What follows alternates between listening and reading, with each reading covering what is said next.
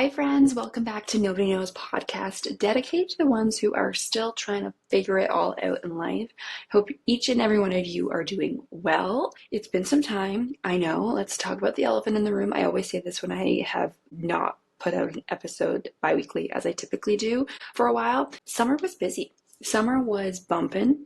A lot of different things going on, a lot of things I wanted to take advantage of because it was summer. And so I did not or was not able to prioritize the podcast, and I'm sorry about that, but we got a lot of good episodes coming, a lot of great guests coming up soon, so stay tuned. I hope that you are going to enjoy the episodes as much as I enjoyed recording them. But yeah, like that's always sort of happens with summertime, and I think this year the goal was to be consistent, and I have still been consistent even though it's not matching the frequency that I like the bi-weekly frequency. But I think that I'm just learning still. I'm figuring out what's the best way to release an episode, and specifically during times of the year. So maybe in 2025 we'll take a break for part of the summer so that it just naturally flows with like lifestyle and everything. Just wanted to acknowledge that yes, it's been a while, but we're back. We got some great episodes to come to round out the rest of 2024, which is also a little bit bonkers. Like we're like closer to 2025 than we are to like the beginning of this year. Like there's what, September, October, November, 4 months left of 2024. That's craziness. And actually today, as I record this, it's the first day of fall. Like, how exciting. I freaking love fall. I am your basic white girl. I've just recently started to like pumpkin spice lattes, but I do love pumpkin pie. My mom and I used to make pumpkin tarts, which is essentially just like mini pumpkin pies, and I would always bring them to class back in public school. And it was such a fun fall pastime that my mom and I share. So I love pumpkin flavored stuff. Fall candles, they are up and running. I had a whole closet of fall scented candles that I bought like end of July into August, because that's, if you know, that's the best time to get your fall, autumn decor, fall scented stuff. So I had probably I have them over there. 1, 2, 3, 4, 5, 6, 7, 8. I think 8 scented fall scented candles, which is a little bit much, but 2 of them are running right now. They're turned on. Oh my gosh. They are lit right now. The candles are lit. And we have apple spice, and then we also have pumpkin biscotti. How yummy does that sound? It smells delightful. But yes, we have the fall candles lit. I have a fall scented, dear Lord, words are hard today. I have a fall flavored drink. This is pumpkin spice cake or something from espresso, and it's definitely spicy. Little ASMR there, but it's delicious. I really like it a lot. So we have all the fall decor themes going on right now. If you're not watching this on YouTube or on Spotify via the like video option, I am in a fully decked out matching set, sweatpants and a crew neck. And then I have my Uggs on. I mean, I wear these all year round. They're like my indoor slippers. But like, does anything else say fall more or scream fall more than matching sweatsuit and Uggs with your fall scented candles and a nice pumpkin flavored latte? I don't think so. Anyways, I just wanted to share that I'm clearly, through that like 3-minute tangent, I'm very excited about fall, and I hope you are too. I did on Instagram like a this or that challenge of picking like your favorite fall things. Some of them were spicy. So if you are listening to this on Monday, the story might still be up, so go check that out on my Instagram at Nobody Knows Podcast. I would love to know what you would prefer. Like, would you rather go apple picking or carve pumpkins? Kind of like that kind of vibe. There's like, I think 4 or 5 questions along those lines, but some people responded and were like, this is challenging. So go check it out, see if it's challenging for you, or if you know exactly what you would do in a fall situation. If this is your first time listening, hello, and thanks so much for tuning in. So I'm Juliana. I am a 29-year-old who has consistently felt lost in life, and like I've always been behind as I've navigated my 20s.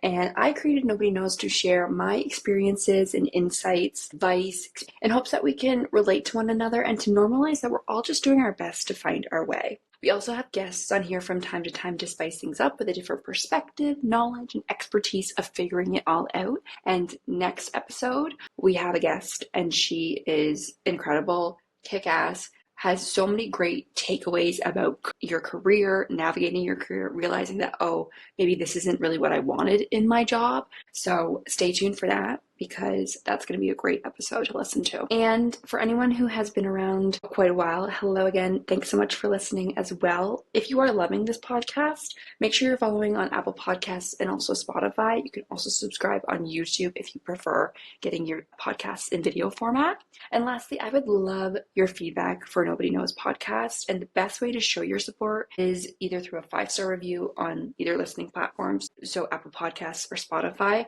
or you can also write to me directly on Instagram at Nobody Knows Podcast, or on TikTok at Nobody Knows Podcast, followed by an underscore. We're diving right into a Reddit submission, and we do this every episode, but it can take a few different forms. So we do Reddit submissions that I found, obviously through Reddit, and they are in relation to, figuring out life, going through challenges, needing advice. And so I will share my advice or like how I would tackle the challenge, but then I also put it back out to all the listeners to give their insight on how they would tackle that said challenge or that experience, so that we can all kind of like work through it together. Or maybe you're going through said Reddit submission experience challenge and you're wanting advice too, because then that's great, because then you can take away maybe some additional advice that you might not have already known about or thought about. And then sometimes we'll do journal prompts to get us more in like the mindfulness state of mind, or take time to pause, get away from the screens, and really hone into like our goals, what's important to us. Again, can tie back into challenges or things that we're just going through. And then lastly, also ask listeners on Instagram or TikTok, specifically Instagram, because it's just like a little bit easier to communicate that through that platform. But I will ask, what are you going through in life currently that you're figuring out, and you're like, maybe you're not doing the best at it, or maybe you are doing the best at it and you want to share your advice. I'm always open to listener submissions of just figuring out life, again, so that we can share the wealth and connect. So this person on Reddit wrote, "Fellow broke bitches with taste, what are we doing for fun?" I can definitely identify with this, and people that are in like larger cities like Toronto or like Vancouver or literally any big city, you step outside your door and you literally spend $100. But I think it's ringing true too. Like I live in a little bit more of like a smaller town, and it still costs $100 to like leave your house. But sometimes you just want to get out of the house and do fun things, but also you're on a budget, or like that direct deposit hasn't hit yet, So what are we doing for fun that doesn't break the bank? For me, I think the key is finding something that allows me to decompress, but also, in turn, me decompressing means that I'm not on my phone. I feel like sometimes I can get really stressed out or anxious by like mindlessly scrolling on my phone. There are times when it's great to mindlessly scroll on your phone, but sometimes it can be overkill. And so I find times when I've really enjoyed myself, I reflect, I'm like, wow, I had so much fun today, or that was a really great day. I wasn't on my phone too much. So for me, phone equals like a fun-filled day. So a couple of my favorite yet cute and enjoyable and inexpensive things to do are doing arts and crafts. And this also can get quite expensive. There are so many hobbies or streams that fall within arts and crafts that are costly, expensive, and you can't like really fake it till you make it. Like you need those specific tools in order to do this specific art and craft. But there are some things that you can do for fairly cheap. Like if you go to Dollarama, they sell a lot of arts and crafts that are, again, you're going to get for like $1.50 or like $5, which are just as fun because, again, like you're not on your phone. I spent a whole afternoon at my friend's cottage this summer just playing with modeling clay, and you can do so much with modeling clay. And it is fairly inexpensive if you just get the modeling clay that's like one color. They have them in several different colors too, and I think they come in like sets. So it just depends again on how much you would want to spend, but you can just get like one color, play with that, and then if you want to add color to it later, you can fire it or like put it in the oven. Obviously read the instructions, but then you can paint it once it's set, right? Or cured. So for this, just to show you the different options you have when you're playing with modeling clay, my friend did charms for like a charm necklace, because you know how those are all trending on like TikTok and everything. Beautiful necklace she created for her sister-in-law. I was so jealous. I was like, you need to sell these on Etsy, but also time consuming. But she did charms for a necklace, and then I did little fridge magnets, and they were so cute. So I did a bunch of like food items. So I did like an avocado toast, and then I did an egg, And then I did a Coke can. What else did I do? I did a pretzel. Like, they were so cute. And then she had acrylic paint, so I just painted everything after I put it in the oven or had to cure it or whatever it's called. Another idea that I really like to do is going to community yoga, or a class that is put on by the yoga studio or Pilates studio or whatever exercise studio you go to. And it's almost like an open house. Like, the class will be free to sort of check out the studio, and then you get to go to a class for free once. So there's the inexpensive factor. But then you're also like being able to meet new friends, meet new people, put yourself out there, as well as getting a really fun exercise or fitness class in the mix too. So I really love doing that. And the yoga studio that I go to here, they did community yoga every Saturday this summer outside. So you were outside. Again, you got to meet new people. It was free. It's just a really great experience. And then something that's more fall themed, I guess you could say, because it's indoors, is going to half price movie nights.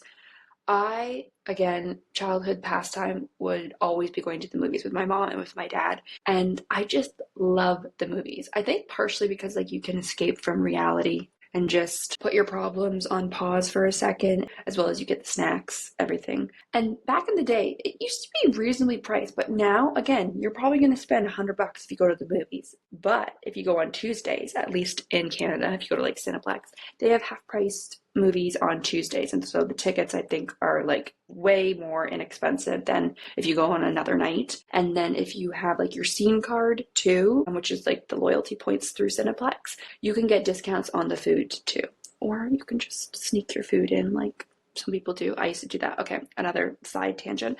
I have never had braces, but I had a permanent retainer because my teeth were so tight together that they actually had to like space my teeth out so that they would form properly. Anyways, when I had that retainer, my dentist said I can't have any popcorn. And that was back when my mom and I would go to the movies every Saturday night. That was our favorite thing to do. And the self-control that I had to have to not have the buttery goodness of that popcorn was so hard. But what we would do is we would always stop at the variety store beforehand, and I would get a bag of chips and bring in my own treats so that I could like also enjoy the movie, because like that's one of the best parts of the movie. I've definitely brought in my fair share of snacks into the movie theater, even though I don't think it's like really legal, but whatever. You got to do what you got to do to save some money here and there. And then also, if you've listened to episode 32 with Brooke Prim, it's all about like hosting dinner parties, being able to do it on a budget. You will get a lot of good takeaways from that episode on how to host your friends at your house. Again, you don't have to go out and spend an arm and a leg. Each of you could bring an item. Again, that's essentially a potluck, but you don't have to like quote it like that. It kind of sounds tacky when it's a potluck. Like, some people don't even like potlucks. Everyone could bring an item so that, again, everyone's like saving money. You can still enjoy yourself, have a lot of fun. But Brooke also, I think, mentions that you don't necessarily have to do like dinner.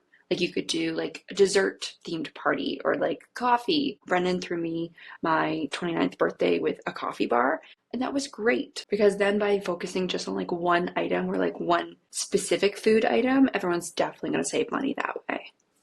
So let's dive into today's episode. I think I struggle with this constantly right now, and obviously that's why I wanted to do this episode. I thought about it a few weeks ago. I was like, why have I not even thought about talking about this? But I think anyone who is really self-critical, specifically in their job or places where they're really put on display, or aspects that they really care about in life, they're just very self-critical, then they will definitely relate to this. So we're chatting through today why the silliest, simplest of mistakes always feel like they have the biggest impact and always feel the heaviest. So my experiences with mistakes, I mean, like anyone, I make a mistake probably every single day and I don't even realize it.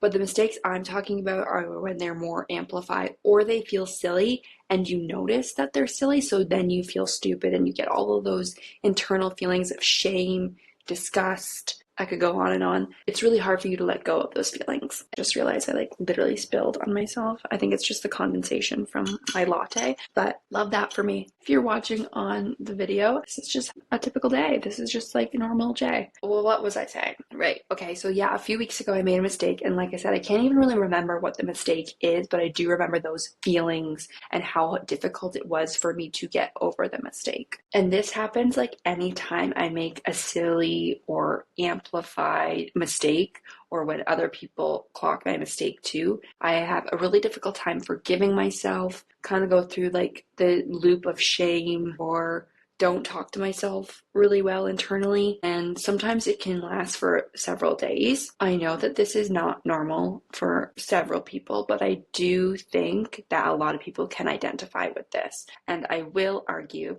that if you are feeling ruminating thoughts, or you are struggling to get over a mistake or just let go, then there is opportunity, or I think it would be good to speak to a mental health professional. But for us, I just want us to chat about this a little bit more, because talking about it obviously normalizes those feelings and makes you feel seen and makes you feel heard. I want this to be somewhat of an outlet for you to relate to, but at the end of the day, if you are struggling, you're really having difficulty getting over things, then I think a mental health professional will actually help you make long-lasting change and work through that. That's what I've had to do. And it's not been an easy journey, but I do think having those resources and those people to chat to really helped me make progress. And tying into the work that I've done through my therapist, I still have a lot of work to do, because I have a lot of internal doubt and self-criticism that I gotta work through. And it's not really like an overnight change, or you just snap your fingers and I'm not gonna be self-critical anymore. It's kind of like a lifelong commitment. And I think just acknowledging it. So if you're here listening to this episode and you're oh my God, yeah, I'm like that too. I think that's a great first step, just acknowledging that, oh gosh, I can be really hard on myself even when I make a silly mistake that my coworker or whoever wouldn't really care about or just get on with their day with, Now that we're aware of that, let's figure out how to work through that. I also feel when I get into those really harsh feelings and self-hatred that I feel I'm the only person that's ever made a stupid or silly mistake. And again, that ties back to literally people make mistakes every single day, all the time. Some that we're not even aware of, but that process of really speaking poorly to ourselves, that can feel so isolating. So what I want to do out of this episode is normalize it and relate to you. So of course, when we're rehashing this silly or the stupid mistake in our heads, it does feel like the end of the world, and it can foster rumination if we are really fixated on it and we don't have those outlets to turn to. But again, I want to emphasize that it is far more normal and a natural occurrence than we believe it to be. And as much as we're all, or majority of us, are trying to do the right thing, making mistakes is normal and human, and we're not robots. It's almost encouraged that you do make mistakes, as well as guaranteed that you are going to make a mistake in life, or several. Hundreds of mistakes in life. Another thing I wanted to get out of this episode is sort of figure out why we are this way. When I was in my ruminating thoughts or just really hard on myself, I'm why am I being so hard on myself? The angel and the devil on my shoulder. Angel saying, it's okay, you make mistakes, don't worry about it. And then the devil on my shoulder being all of the terrible things you can probably imagine that I would say about myself. I'm sure you've thought the same things. I'm not going to say them because I don't want to put that out into the universe or into this episode, but really awful things. And then the angel kind of repeats back okay, why am I still on this? Why am I still thinking about this? Why is it so hard to let go of? And what is the true psychology of angel, the devil, the not being able to let this go, the polarizing thoughts of just making a silly, stupid mistake? And there are a few different theories, and I've linked all of the articles that I reviewed in the show notes. So if you want to have a deeper look into this, highly recommend checking those out. The first one I came across was on medium.com, and it's a bit woo-woo, ties more into our sense of self. So if you're interested in that mindset or that take, then definitely check out that article. But if you're not, then this might not be for you. But the article essentially ties making mistakes into how we present ourselves on social media. Generally speaking, our natural inclination is to care about how our activity on social media is perceived, and this isn't necessarily a bad thing, but it becomes a problem when how we're perceived is all or most of what matters to us. So we inappropriately and unwisely extend our sense of self to encompass what is not us, and then this causes us the unnecessary grief. And it goes on to say that you are not your mistakes, you are not your accomplishments also. You are not where you've traveled to, who you've dated, what university you went to, or what job you hold, because you couldn't be. You'd still be you, even if you had done none of that or experienced none of that. I think that that's a really great mindset or thing to hold on to when you are in the ruminating thoughts of you are not your mistakes. You are still Juliana Della Costa. even though you've made this mistake, you know? And it does not equate to your value of self or like who you are as a person because you've made this mistake. But that's the trap we get ourselves into is we think we're a shitty person. We think we're lower. We think we're not as smart as our coworkers, our friends, our loved ones, whoever, because we made this mistake, right? But in holding on to the embarrassment and shame of your mistake, you're making a much more debilitating mistake and you are taking something to be you that is not you. And you might be thinking, okay, that is actually a really great takeaway. And for me, I've tried to now practice this sort of mindset of like, okay, I'm not my mistakes. And that works for probably like 5 minutes. Before then I go back into like the ruminating cycle of you're stupid, blah, blah, blah, so on and so forth, and like not being able to let go of the mistake. So you might need something else to silence that inner critic or not care as much of other people's opinions or how you're perceived by other people. And again, this is not going to be like an overnight success of us just being like, okay, I don't care what anyone else thinks. I am not my mistakes. I'm cured. It's going to take work to practice this and put it into your real life. And I also want to iterate that like the feelings that you experience when you've made a mistake, those are also 100% normal. Of course, we're going to wonder, why do I shame myself? Why do I feel embarrassed? Like all those feelings, you question it, but they are 100% normal. It's just like a natural part of being human. But there are some things you can do to, again, take the pressure off and avoid going through these emotions like time and time again. Feel them once and then move on. So the first one is take a deep breath. So calm your nervous system down. There are a lot of times where I might make a mistake and at first I'll be like, okay, whatever. And then you progress through the day and like, because you made a mistake, you sometimes have to like course correct or like apologize or take action after you've made the mistake. And so just those actions and like what you have to do post mistake, that can kind of like wear you down and get you like amped up and make you start to overthink the mistake, right? And I've been there where my heart rate has increased. I've been stressed, anxious, on edge, sweating even, just like so unsettled that I have had to like take 5 minutes to just take a breather, take some breaths. And also by doing breath work, I don't know if any of you listening have done yoga or meditation or practice mindfulness, but that actually distracts you. At the beginning, when I first started going to yoga, I was like, oh my God, how am I going to be able to sit here for 5 minutes and not think about anything? But again, the more you practice, the more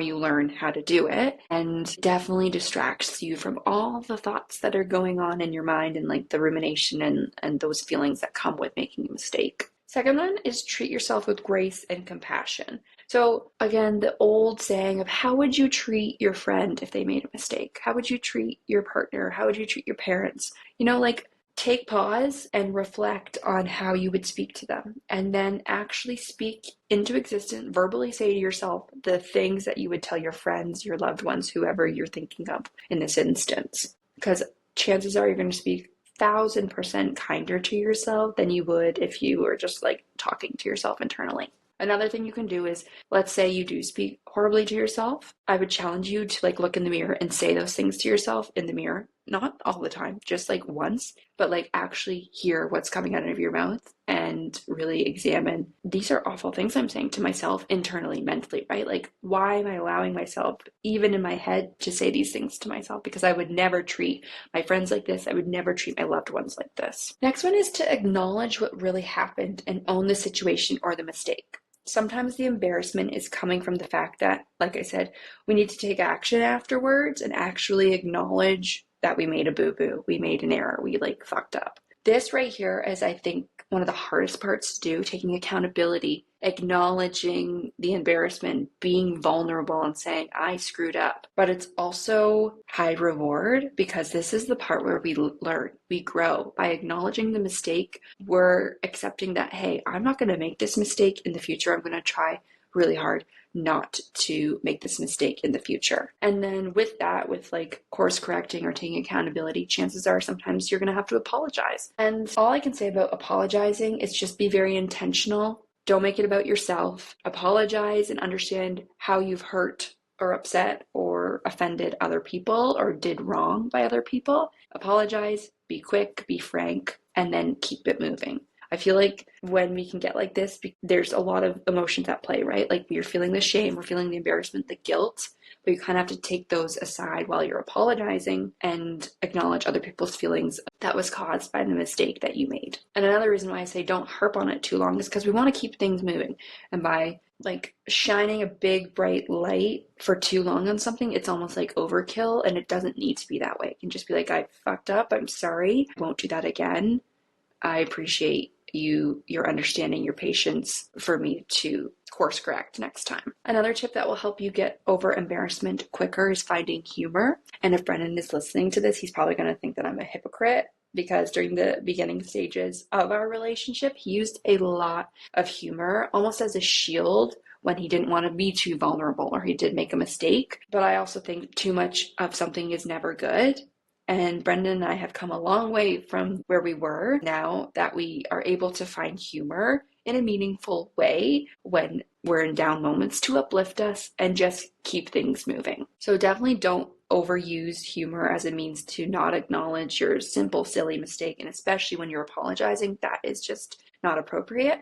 But also don't take yourself too seriously. And again, give yourself grace, give yourself a break, have a laugh. I've already said this, but another point to just help you get over the embarrassment, the guilt, the shame, all those feelings is to remind yourself you are not alone. The point of this whole episode is that I don't want you to feel alone. This can be an outlet for you, just a resource that when you are feeling down in the dumps because you made a silly mistake, listen back to this episode. I'm here for you. We have all fucked up in our lives. If you need some words of encouragement, you are doing great, friend. You made a mistake. That's okay. That just means that you're human. It's all going to be all right. And if you're not into lovey-dovey like words of encouragement, then here's some food for thought that an average human makes about 50 errors per day. And I say this with a big asterisk because I went and did several Google searches. Some people said 50 errors a day. Some people said 500 errors a day.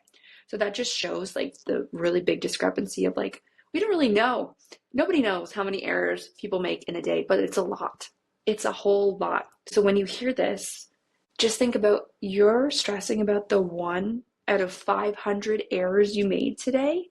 Granted, again, if you've hurt other people, if it's affected other people, I understand why you might be more fixated on it. But again, course correct, apologize, and then keep it moving and do not stress about it. Then lastly, this ties into the taking the breaths, the meditation, mindfulness that I was talking about at the beginning. Distract yourself. Again, you can do this through meditation, mindfulness, journaling, but you can also do it by moving your body, like physically moving. That can also help pull you out of the rumination because you're using your motor skills, and that requires like a different part of the brain to do that. Some things you can do to distract yourself are choosing a color and imagining as many things as possible that are the color that you've chosen. Another thing is sorting things into categories. Like if you have a big pile of laundry that you haven't put away yet, great thing to put into specific categories, fold, do that for like 5-10 minutes. That's a great distraction. Another one is remembering a song, particularly with a catchy chorus. That'll definitely distract you. Bottom line is you're going to survive this silly mistake. You're brave for enduring it and going through this and challenging yourself to switch the way that you're thinking so that you're not ruminating on this. You're also brave for if you have to apologize or just course correct or just own the mistake. That's incredibly brave, and it's all for your character development in the long run. So hang in there, and please don't be so hard on yourself. If you've enjoyed this episode, I would love it if you shared it with a friend, a loved one. If you know someone that's going through a hard time, they made a mistake, they're really giving themselves the gears, send them this episode. I'm sure that they would really appreciate it. And make sure you're following on Apple Podcasts and Spotify as well as YouTube. And let's connect on Instagram at Nobody Knows Podcast and on TikTok at Nobody Knows Podcast, followed by an _. Until next time, friends. Bye.